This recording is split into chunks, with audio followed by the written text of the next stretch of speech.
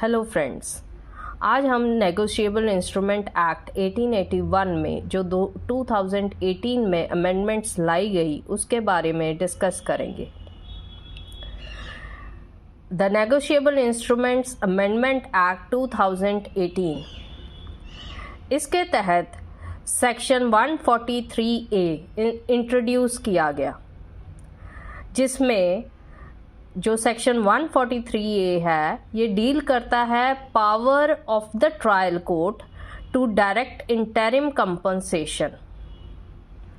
अब इसमें क्या है कि कोर्ट जो कि 138 NI एक्ट के अंदर ऑफेंस को ट्राई कर रही है, वो कोर्ट के पास पावर दे दी गई है कि वो इंटरिम कंपनसेशन डायरेक्ट कर सके।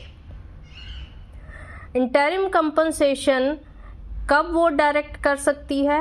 इन case summary trial summon case, जहाँ पे drawer pleads not guilty.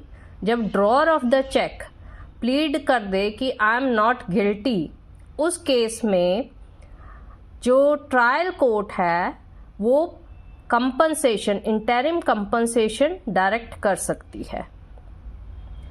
In any other case upon framing of a charge, जैसे ही चार्ज फ्रेम हो जाता है उस वक्त भी कोर्ट इंटरिम कंपनसेशन डायरेक्ट कर सकती है।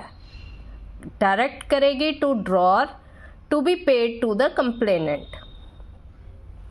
अब ये जो इंटरिम कंपनसेशन है ये कितनी अमाउंट की हो सकती है?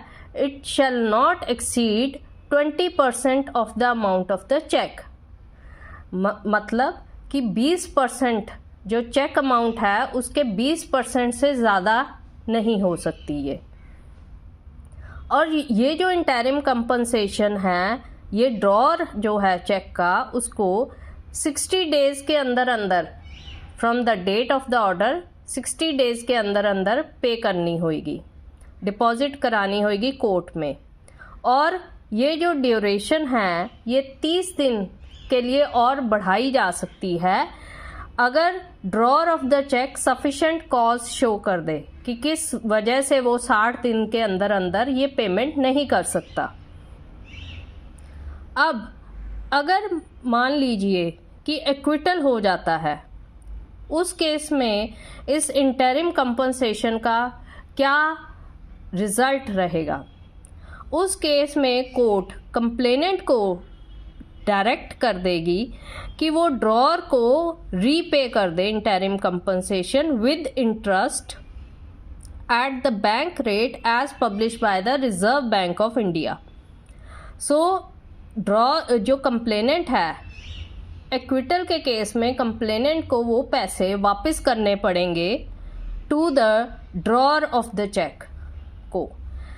The amount of interim compensation जब वो वापस करेगा उसके साथ साथ उसको इंटरेस्ट भी पे करना पड़ेगा bank rate as publish by the Reserve Bank of India. जो रिजर्व बैंक ऑफ इंडिया ने बैंक रेट रखा होगा, इंटरेस्ट रेट, उसके इन अकॉर्डेंस उसको वापस करना पड़ेगा।